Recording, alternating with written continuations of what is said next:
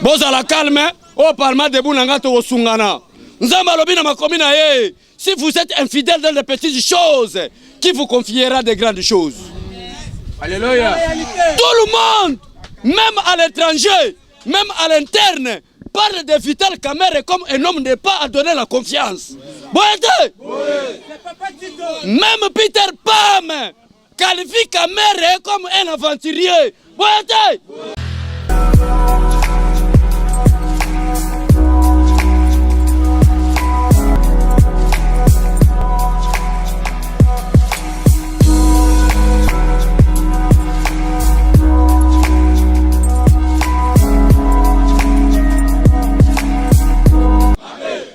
Bomoni mutu a changé maloba yeba bi alembo pombongwe komi kotambola ndenge nini toko kumisa muyibi o azana kabina président de la boyete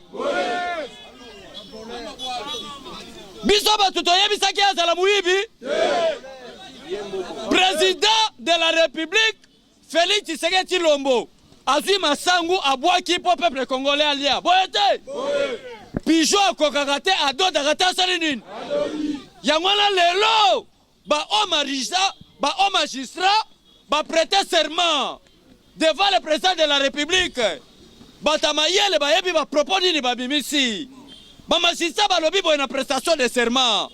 Je jure de respecter la Constitution et les rois de la République, de remplir loyalement et fidèlement la Constitution de la République démocratique du Congo, avec honneur et dignité des fonctions qui me sont confiées. Donc, aux aramouillés de la cabinet, or, chers combattants, nous les peuples, nous devons lutter pour notre pays, car notre bonheur en dépend. Alléluia. Congo est comme une motema mobe. Potenzaleleki abe nde yango na bako pesa $100 sala abe show de mabe ato salinga mabe. Est-ce que Congo va changer? Parce que à la tête du pays ce n'est pas Joseph Kabila, à la tête du pays ce n'est pas Laurent Désiré Kabila, à la tête du pays ce n'est pas Joseph Mobutu, mais c'est Félix Tshisekedi Tshilombo, l'homme le plus sérieux de la République démocratique du Congo, malgré être entouré par des aventuriers. Heureusement, le magistrat va prêter serment. Félix Tshisekedi, nous allons respecter la Constitution. Mais loyalement, et nous sommes à la place de Bitumbe Bandi. Or que biso na stade de martyr, tokenda ki poto fait. Tokenda poto yebisa parce que so Félix Tshisekedi blocage. Okomona biso na nzela na yo. Boyete. Nde yango na Bitumbe Bandi lelo après prestation de serment. Qui vivra? Interpellation koya. Ato sana kabina chef de l'État. O chambongo te. Nzamba ça clair. Pour diriger plus de 5 personnes, tu ne peux pas être un homme immoral. Boyete.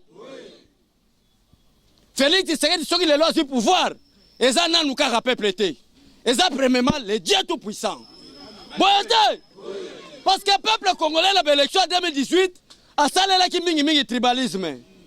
Mais Nzamba tale la tribalisme te. Nzamba tale la pe apparence te. Nzamba tale la motema ya Félix Tshisekedi za pour l'intérêt du peuple congolais. Nde yango soma na bitumba. Ngape na lubike no kosi mikolo na wala tate. Kolala na nga na siège. So za mobali tinda ba militaire nde botumbaka bato ba kotumbanga. Mais ato bomino nga. Chers combattants, toza ba président parlement debout ebele. Mais tout le monde n'est pas honnête. Et ça m'a kamuso na oye sabino ate. Bon zalaka sir, tant bon mon abatuloko la biso attaque mukuse. Mais jamais on peut trahir Félix Tshisekedi ou l'IDPS. Ça je vous dis la vérité. Alléluia. IDPS viva! Viva! Bomba! Boko bimiso gisaka buya mabe après boko betanga bolobi muto gisaka buya. Après boko betanga bolobi muto Jean-Marc. Parce que Jean-Marc est sa président fédéral, il y a IDPS na Kalemi, ngana bino to zalaka to yeba ngati. Boyete! Mais mon bimi. Bomba!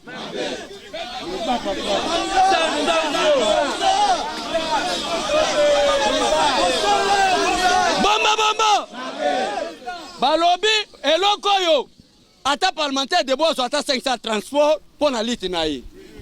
Mais ba mususu eza ba président musu bazwa te à cause de la corruption. Bomba.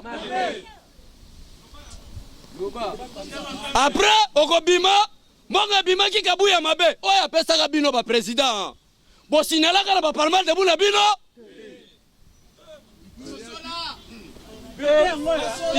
Boza la calme au parlement de buna to osungana. Nzamba lobina makomi na ye. Si vous êtes infidèle dans les petites choses, qui vous confiera des grandes choses? Alléluia. Tout le monde, même à l'étranger, même à l'interne, parle de Vital Kamerhe comme un homme n'est pas à donner la confiance. Même Peter Pam qualifie Kamerhe comme un aventurier. Est-ce que ça dit ça?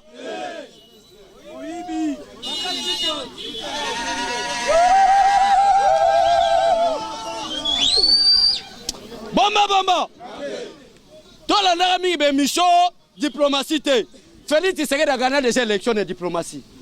Ce qui Félix Tshisekedi a perdu la diplomatie, mais les lois à la chef de l'État. Nzamba yoki mawalobi, le peuple congolais ont tant souffert. Pourquoi donner le pouvoir à un escroc politique? Il dépasse viva. Moutou a la souci au peuple congolais, c'est Félix Tshisekedi. Alléluia. Sommes en Nzamba kota mitema peuple congolais. Alors bibo voter. Na yebisa bino plusieurs fois awa. Ba leader politique nyonso ya République démocratique du Congo basangani contre Félix Tshisekedi. Balobi na bandundu na les leader Martin Fayulu na Adolphe Muzitu. Kene kote ya batabandundu emulu bango za pouvoir te. Wana za complice les gars qui na Genève. Boete. N'Équateur na za leader Jean-Pierre Bemba. Jean-Pierre Bemba zonga n'Équateur. Tina baba bazaiba. Kene te ya bat Équateur mulu bango za pouvoir te. Balobi na Nord Kivu, Sidi Uivu, parti à Est pays, nanaza leader, Moussa Nyamwisi. Moussa Nyamwisi, Kende, kita na Est pays, yebisa batoto wa Katanga, wa Goma, wa Bukavu, muluba gozo pouvoir te. Complicité les kaki na Genève angoana. Pour combattre Félix Tshisekedi. Bazui ba vuemba na baba Congo. Félix Tshisekedi a été trahi. Mais ça balobi non. Comment est-ce que Félix a boto la musicien moi cité? Comment est-ce que Félix soit yibata mbongo mutute? Natika ba trahir eboye. Boyete. Alobi bolinga te. Félix Tshisekedi chef de l'État. Abimate.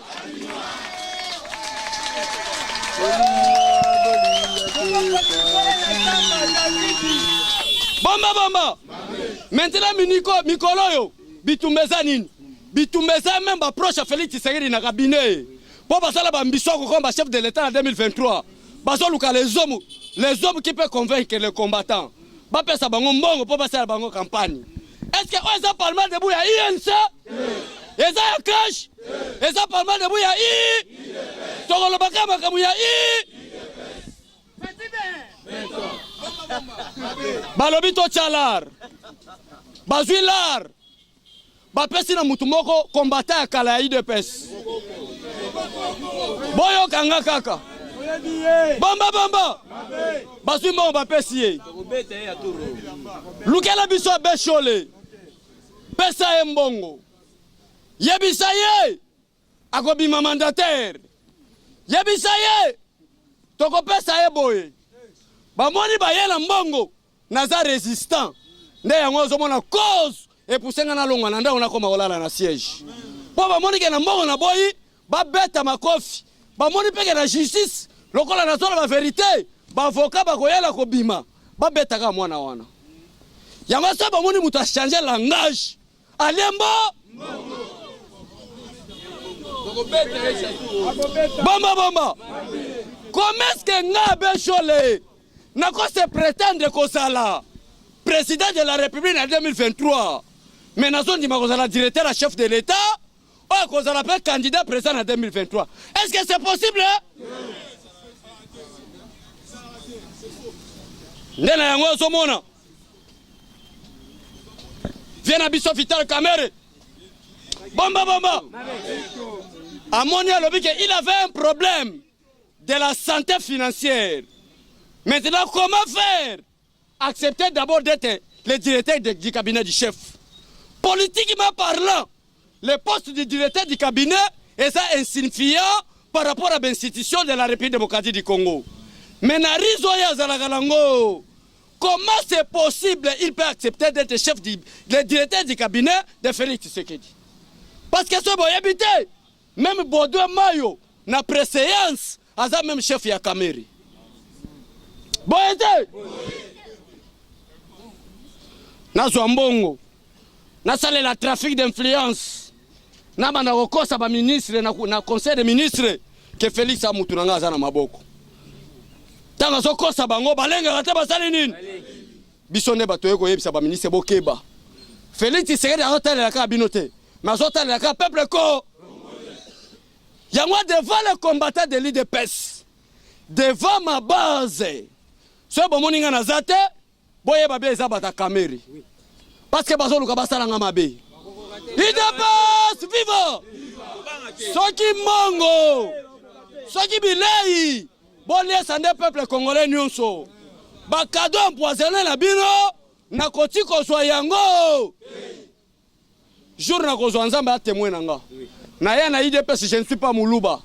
Mais na ya na IDPS pour na bolingo mboka. Na tala na classe politique congolaise.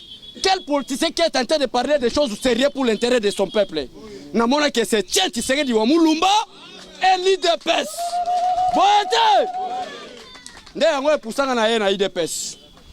Yo mutoza ekolo mususu. Nako yebiso boyi. Zala integre na mboka na yo. Nzamba kopambola yo. Ba kombata ba yebi place to uchi. To uchi kana ba parlement de bubanda mavungu. Un moment donné oza kolala couper ko toboka. Ba mama ma papa ko te ya biso li pa 200 mwamba yo fele. Tonyo kwa mina bino wa boyete. Nde lelo kombata yo kelinga mawako kabinanga $10. Nena trahir. C'est quoi bolo le comprendre te. IDPS viva! Trahir, soit qu'on trahir. Mais il y a IDPS, il y a des gens qui ne peuvent jamais trahir. Tout ça, on a n'a pas si le bon qui n'a pas trahi jamais. IDPS viva! Nena on a bomoni. Même Peter Pam a eu le clair que Kamere c'était une aventure. Ce qui m'a commis dans un maison là-bas, un évêque, un pasteur, ne peut pas être immoral, doit se marier à une seule femme. Pasteur peut-être dans une église n'est qu'à 100 personnes. À plus forte raison, un président de la République démocratique du Congo a dirigé plus de 80 millions de personnes à cause de la série d'Engeni. Il doit se vivre. Et c'est que le prier pour Namboga Nayo. Tous les locaux sont pour les ébélés dans les boum. Mais si Félix c'est que la bonne ici de boumou, Togo Lingana biso na biso. Koyina nesoya. Pour mon à un moment donné, les rasoso yo, les ramatembeleza même à futambila. Neko yina zoya. Mais prier dans Zambé, biso no toko mana degré, ya kota ba supermarché toko yina na lisusuté. Boete. Or que mutako même biso na supermarché, comment les sakaka moko, c'est Félix Tshisekedi tulo. Nde yangwana na ia na IDPS.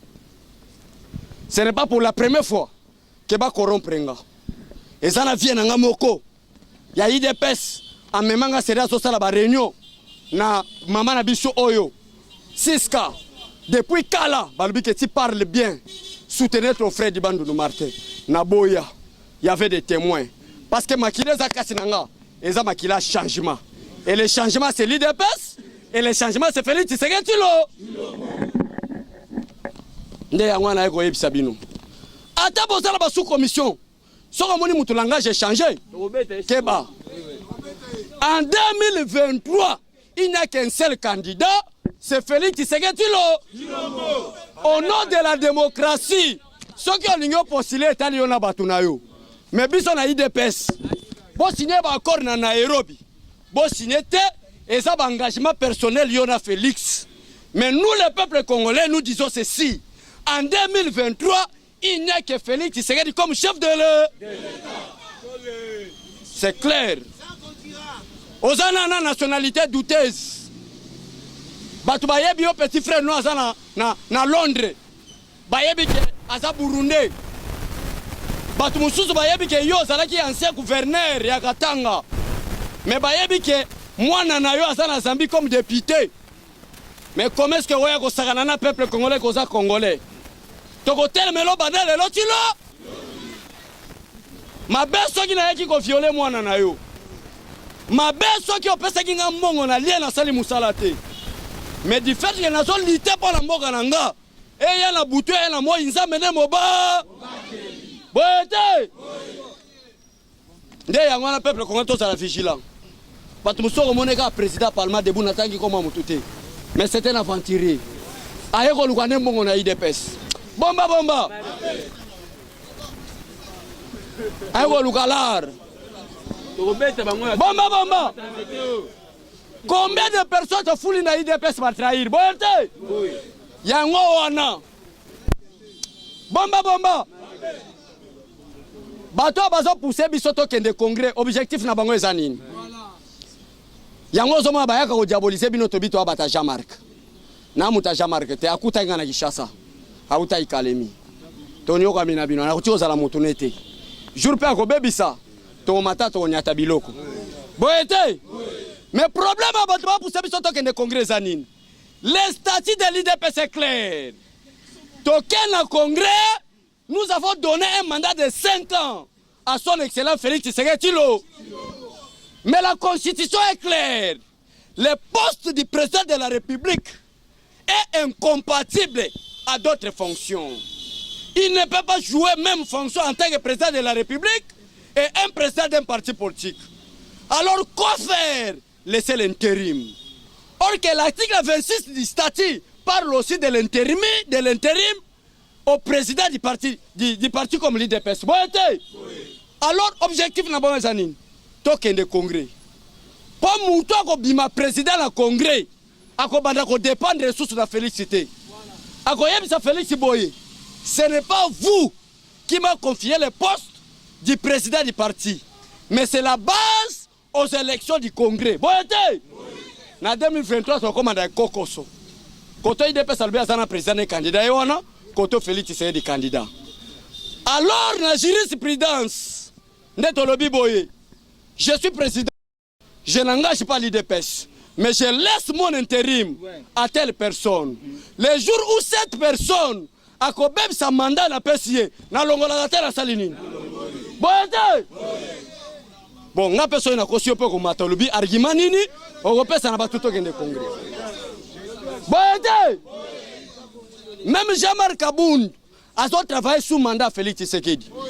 Parce qu'il n'est pas le président de l'IDPS, mais il est le président intérimaire. Ce qui a l'embongo, Moukolo poste va voter dans le congrès. Alors, le Bakenga Moutona Tigela qui est intérim. Alors, on va Salini. Et bon, c'est au congrès. Et c'est à Rolinga Longwa. Alors, le Babo Longa Pekara Nako. Boyete. Fongola Misute combattant. Comment est-ce que tu vas dire que tu vas dire que tu vas dire que tu vas dire que Sakana. Ne on finir les réseaux sociaux. Abe la zalo kuta mutabandundu ta muluba. Aussi lisango. Abe la kosa abino muluba mutabandundu ni na lobaga boy. Aussi lisango yo moko. IDPS viva. Par exemple, dossier à programme à 100 jours. Il y a président Félix Tshisekedi. Chers combattants, bomba. Programme à 100 jours. Selon France 24 à l'époque, programme Ebima qui pombe Ebima, 27 millions de dollars. Bon, tout le coordonnateur principal il y a 100 jours. N'engeni monge comme 43 millions de dollars. C'est de l'escroquerie. Bon, école Mokengeli. Balobi pour la réhabiliter, je ne parle pas de la construction. L'école Mokengeli existait déjà bel et bien. Mais on va salir réhabilitation. Écoutez, 1 800 000 dollars. IDPS, viva! Or, bateau basali matière de construction. Balobi boye, avec 1 800 000 dollars, on peut construire plus de 10 écoles. Tolobate.